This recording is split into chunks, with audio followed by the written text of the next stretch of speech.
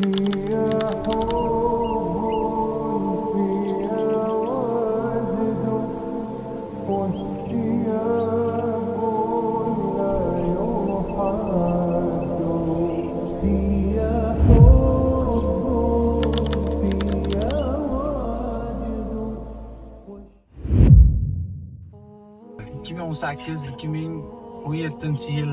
hujjatlarimni topshirganman.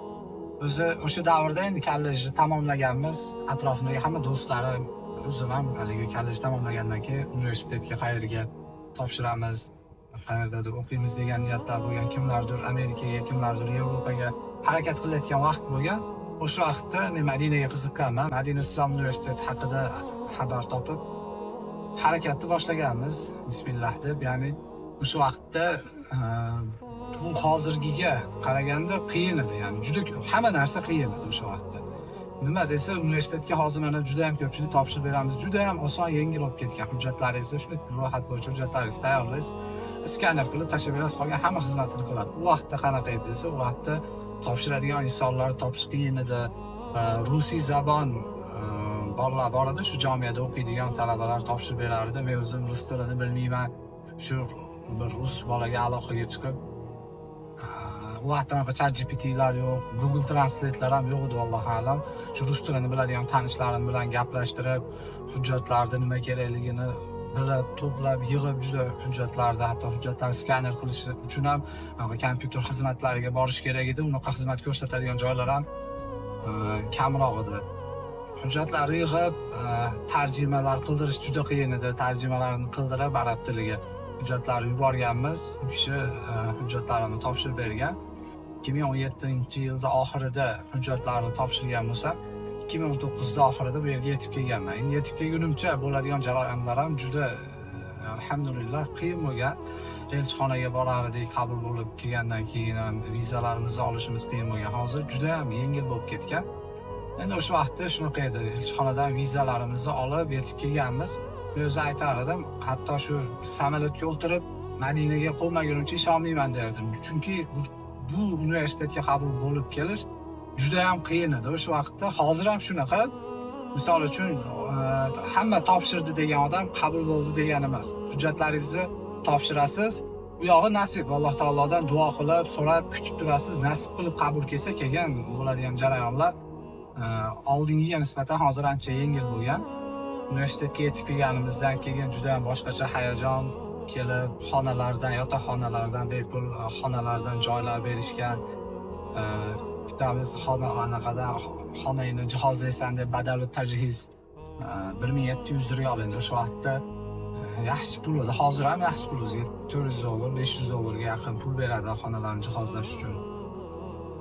Va keyin boshqa imtiyozlari, hamma shu imtiyozlardan foydalanib hozirgacha mana ta'lim olib kelyapmiz, alhamdulillah.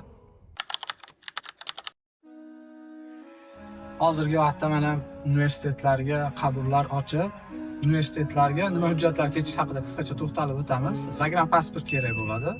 11 yillik ta'lim, 11-sinf attestati yoki kollej litsey diplom ilovasi, 086 tibbiy ma'lumotnoma, sudlanmaganlik haqida qog'oz kerak bo'ladi, 4x6 suratingiz kerak bo'ladi. Mana shu ro'yxat bo'yicha hujjatlarni yig'ib, skaner qilib, JPEG formatda yoki skaner qilingan yaxshi holatda kompyuterda skaner qilib yuborilsa, tarjima qilib topshirib berish xizmatimiz bor. Aynan mana shu universitetlarga hujjat topshirish masalasida ham hozirgi kunda juda ham ko'p insonlar aldovga uchrab, hujjatingizni universitetlarga topshirib beramiz, 100% dan 99% qabul bo'lishingizga kafolat beramiz deyotganlar bor yoki 50-50 qabul bo'lasiz deyotganlar bor. Asosiysi, ochiqcha aytganda, maqsad pul qilish bo'lib qoldi. Aynan shu holatdan kelib chiqib, shu vaziyatlarda o'rganib, shu sohada ilmimiz borligi uchun insonlarga aldanmasligini xohlagan holatda universitetlarga hujjatlaringizni topshirishlik haqida video qo'llanma qilib qo'yganmiz. Inshaalloh kanalga o'tib, shu videoni olib, universitetlarga hujjatlaringizni aslida o'zingiz topshirsangiz ham bo'ladi. Oddiy bir telefonda topshirsangiz ham bo'ladi, kompyuterda topshirsangiz ham bo'ladi o'tirib.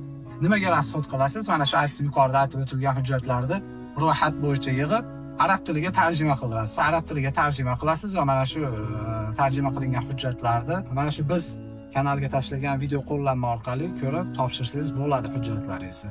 Va agar men topshira olmayman, o'zingiz topshirib bering desangiz, bizda hujjatlaringizni sifatli tarjima qilib, kamchiliklarni chiroyli qilib topshirib berish xizmatimiz ham bor inshaalloh. Hozir mana universitetdagi zalga, sport zaliga kelganmiz. Kirib birgalashib trenirovka, mashg'ulot qilib chiqamiz inshaalloh. Mana shu o'zi universitetlarga hujjat topshirish masalasida oxirgi gapimni aytib ketmoqchi edim. Universitetlarga hujjat topshirganmiz desa, biz ham topshirganmiz. Mana shunday insonlarda yillar davomida qabul bo'lishligiga biz orqali hujjat topshirib kelgan talabalar ham bor, alhamdulillah. Lekin hujjat topshirdingiz degani qabul keldi degani emas. Juda ham ko'plab insonlar hujjatlarini topshirib qabul kelmaydi. Katta ehtimol bor. Misol uchun %99% mi yo'q, 50-50 mi yo'q, 100% dami, 10%, balki 5% dur sizga qabul kelishligi. Juda ham ko'plab insonlar mana shu topshirilgan puliga kuyib qolgandek bo'ldi. Shu holatlardan kelib chiqib, mana shu topshirgan summasi ya'ni topshirish uchun to'lagan summasiga achinib qolmasligini va shu narsalarni hisobga olib eng arzon narxda topshirib berishni yo'lga qo'yib qo'ydik.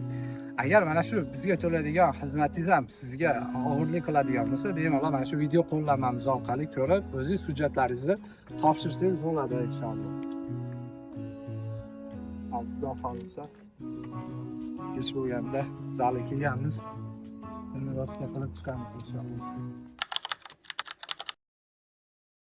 Universitetga birinchi kelgan vaqtlarim esimda.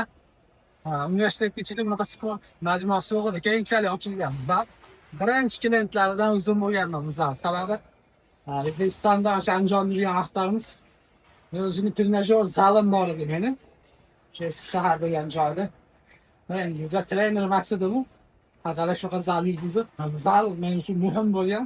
Hozir ham mana alhamdulillah juda ham ishlarim ko'payib ketsa to'xtab qoladi, lekin iloji boricha doimiy sport bilan shug'ullanib kelishga harakat qilaman. Universitetdagi sport majmuasi juda ham katta binoda ichi to'nlik sport majmua, basseynlari, bu yoqda mana yozgi basseynlari, qishki basseynlari, pastda bilyardlar, stol tennislar, hamma yoq bor. Crossfit zonalari, fitness zal, boshqa katta zallar talabalar uchun sharoitlar qilib berishgan.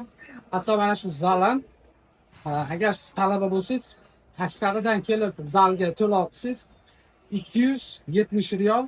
Agar talaba bo'lsangiz, talaba bitoqingiz bilan topshirsangiz, ya'ni yozilsangiz 135 riyol. Tashqaridan kelib yoziladigan insonlarga nisbatan talabalar uchun 50%, ya'ni 2 barobar arzon qo'yishgan.